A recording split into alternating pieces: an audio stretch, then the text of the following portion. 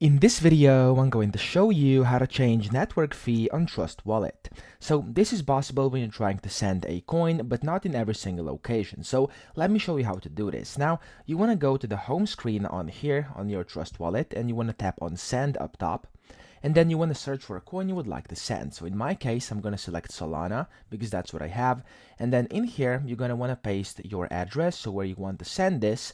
And then you want to put in the amount like this and the memo in case you have a memo. So after this, you want to tap on Next.